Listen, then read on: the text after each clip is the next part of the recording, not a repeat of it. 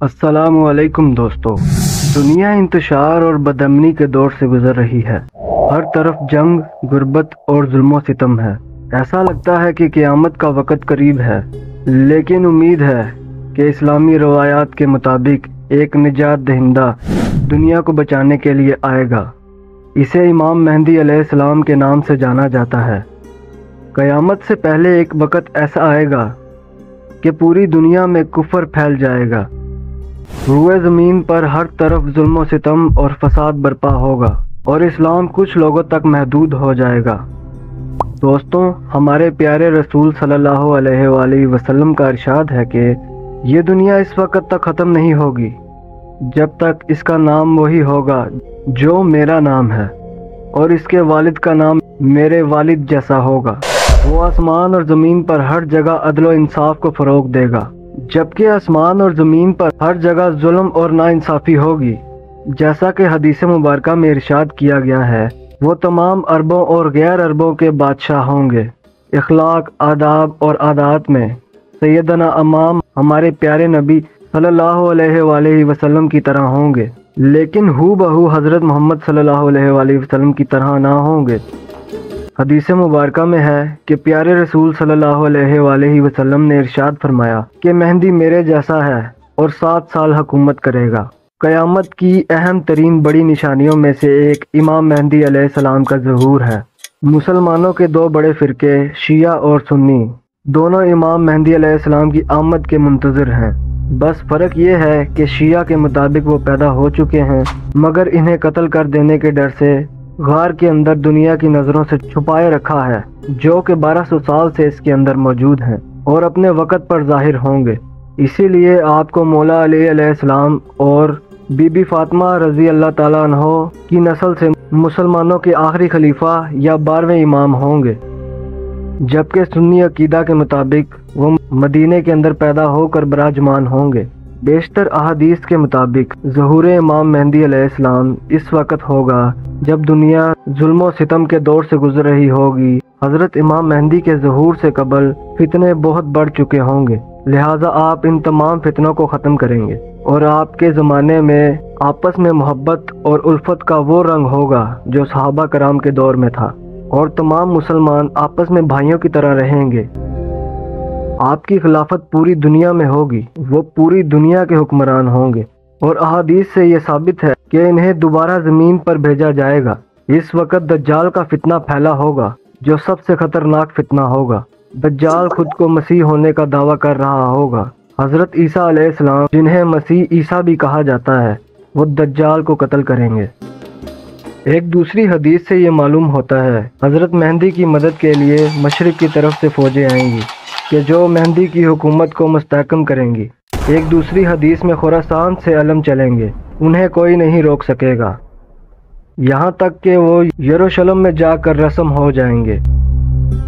इनका तस्वर करना भी इंतहाई मुश्किल था कि कैसे दुनिया भर के अंदर महंगाई और पॉलिटिकल इंस्टेबिलिटी, बीमारियों और जंगों से और पूरी दुनिया के लोगों और वसाइल पर कब्ज़ा करके इनकी सोचों को कंट्रोल करने लगेंगे। मगर आज वो पूरा माहौल इमाम मेहदी अलैहिस्सलाम की आमद का तैयार हो चुका है, लेकिन सिर्फ इनकी आमद का इंतज़ार है। यरूशलेम शहर का ताल्लुक कुर्बे क़यामत के हालात के अंदर बहुत ज़्यादा अहम है। ये वो शहर है जो कि तीनों अहले किताब यानी मुसलमान, क्रिश्चियन और यहूदियों के लिए इंतहाई अहम है। यहाँ पर बैतुल मुक़द्दस मौजूद है। इसी जगह से फ़लस्तीनियों को बेदखल करके मस्जिद अक्सा को शहीद करने के बाद इस पर तीसरी मरतबा हैकल सलमानी को तामीर किया जाएगा। तो एक तीसरी आलमी जंग का आगाज़ होगा, जिसकी क़यादत इमाम मेहदी अलैहिस्सलाम खुद करेंगे। रसूलुल्लाह सल्लल्लाहु अलैहि वसल्लम के ज़माने में ईरान, अफ़गानिस्तान और पाकिस्तान के कुछ हिस्सों को मिलाकर कहा जाता है कि एक एक करके इमाम मेहदी अलैहिस्सलाम अपनी फ़ौज के साथ तमाम शहरों को फ़तह करते जाएंगे, यहाँ तक कि यरूशलेम पहुँचकर इसे भी फ़तह कर लेंगे। पिछले 50 साल से अमेरिका ने यरूशलेम के अंदर अपना सफारत खाना बनाया हुआ है और इस वक्त ये मुकम्मल तौर पर एक्टिव है, जबकि दूसरी तरफ डी टेम्पल ऑर्गेनाइजेशन जो कि इसराइल के अंदर मौजूद है, एक ऐसी ऑर्गेनाइजेशन है جس نے ہیکل سلمانی کا مکمل نقشہ تیار کر رکھا ہے۔ وہ بس منتظر ہیں کہ کسی بھی طرح سے پوری دنیا کا دھیان بھڑکا کر انہیں ایک طرف سے مصروف کر کے یا مسلمانوں کو کمزور کر کے تیسری مرتبہ ہیکل سلمانی کو تعمیر کریں، کیونکہ تیسری مرتبہ ان کا مسیح یاد رہے کہ یہودی گریٹر اسرائیل کا نقشہ بھی تیار کر چکے ہیں۔ یہ وہ نقشہ ہے جس کے مطابق دجال کی آمد سے پہلے ان تمام علاقوں کو واپس لے لیں گے جو کبھی ان کی حکومت کا حصہ تھے، اور پھر پوری دنیا پر حکومت کریں گے، جو کہ حضرت سلیمان علیہ السلام کے دور کے اندر موجود تھی۔ علماء کے مطابق اس روایت میں ہوا سے بمباری کرنے والے ایسے جہازوں کی طرف اشارہ کیا گیا ہے جو اپنے پروں سے میزائلوں کو پھینک کر لوگوں کو برباد کر دیتے ہیں۔ ایک اور روایت میں اس کی مزید وضاحت ملتی ہے جس میں فرمایا جاتا ہے، اور ضرور تم پر 3 آگ اتاریں گے، ایک آگ تارکول سے بنی ہوگی، دوسری آگ گندک سے بنی ہوگی، اور تیسری آگ جلتے تیل سے بنی ہوئی ہوگی، جس کے اثرات سے تمہارے جسم سے بال اور چمڑا اکھڑ جائے گا، اور تمہاری آبادیاں مہمند ہو جائیں گی اور چٹیل میدان بن کر رہ جائیں گی، جس کے بعد آسمان تمہارے مابین ہو کر آئے گا، اور ضرور تمہاری آوازیں چیخو پکار، اور اس کے بعد زمین سے اٹھنے والا دھواں آسمان کی طرف اٹھے گا۔ جب امام مہدی علیہ السلام آئیں گے تو مسلمان خود 3 حصوں کے اندر تقسیم ہو جائیں گے۔ ایک وہ حصہ ہوگا جو کہ عرب کے حکمرانوں کا عیش والا طبقہ ہوگا اور صرف نام کا مسلمان ہوگا، باقی اس کے سب کرتوت کافروں والے ہوں گے۔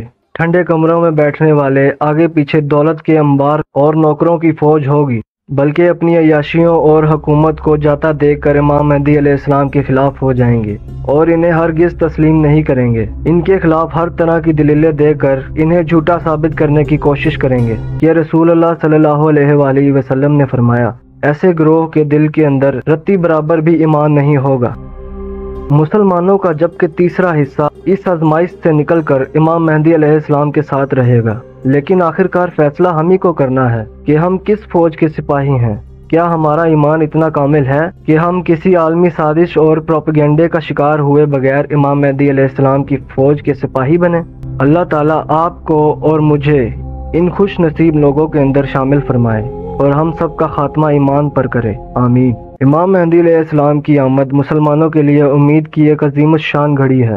یہ ایسا وقت ہے جب عدل و انصاف بحال ہو جائے گا، امن و سلام قائم ہو جائے گا اور دنیا نیکی سے بھر جائے گی۔